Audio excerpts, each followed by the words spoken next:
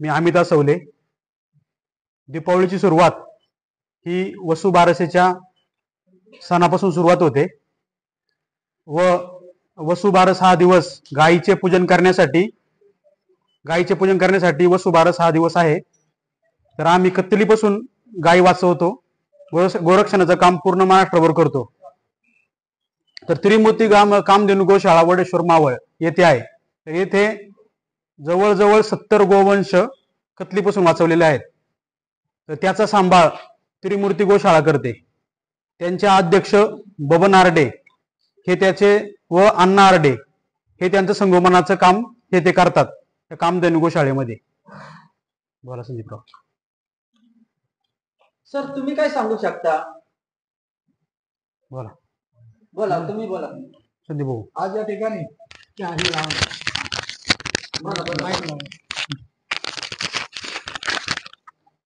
आज या अंदरमावळातील प्रमुख गाव असलेल्या वडेश्वर मध्ये अंदरमावळ टाटा डॅमच्या अगदी पायथ्याशी जवळच म्हटलं तर वावग ठरणार नाही अशा ठिकाणी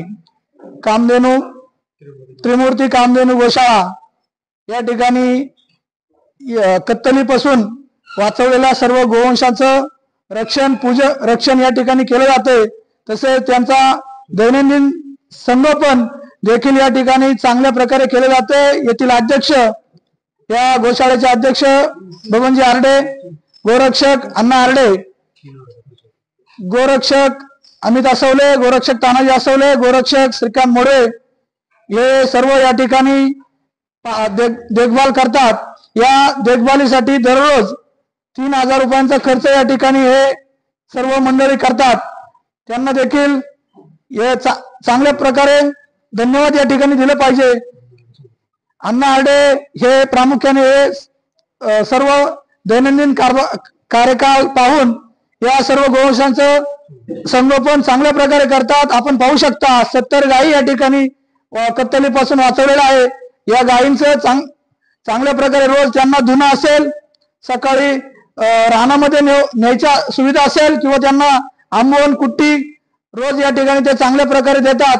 आणि दिवाळीच्या सणाची सुरुवात संपूर्ण देशामध्ये धुमधडाक्यात होत असताना वसुबारस या दिवशी वसुबारस पहिल्या दिवशी आपण करतो।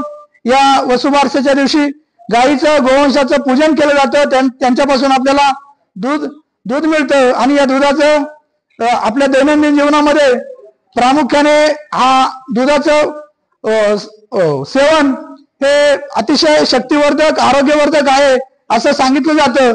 या ठिकाणी मी माझे 2 शब्द थांबवतो।